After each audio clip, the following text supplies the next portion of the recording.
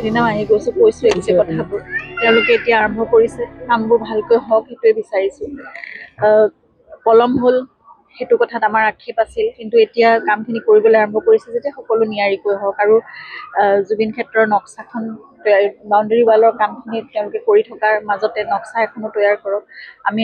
মই সেইদিনাও একেখিনি কথাই কৈছোঁ যে এটা মিউজিয়াম, এটা লাইব্ৰেৰী, তাৰ ভিতৰত এটা অ'পেন ষ্টেজ আৰু জুবিনৰ বহু সামগ্ৰী আছে, এতিয়া উপহাৰ বহুত ঠাইৰ পৰা বহুত লোকে আহি পেলাই দিছেহি, সকলোবোৰ ধুনীয়াকৈ সংগ্ৰহালয়ত সংৰক্ষিত হওক।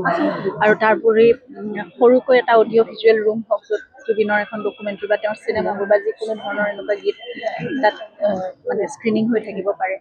আৰু মুকলি মঞ্চখন নতুন প্ৰজন্মৰ বাবে বা সকলোৰে বাবে এক স্থান হওক, য'ত জুবিনৰ কামবোৰ বা তেওঁলোকৰ নতুন নতুন কামবোৰ, কাৰণ জুবিনে সদায় নতুন প্ৰজন্মৰ নতুন কামক সদায় উৎসাহ দিছিল। গতিকে সেই সাধনাৰ চৰ্চাবোৰ চলি যাওক, সকলোবোৰ পজিটিভ হওক আৰু সকলো সৃষ্টিমুখী হওক, সেইটোৱে কামনা কৰিছোঁ।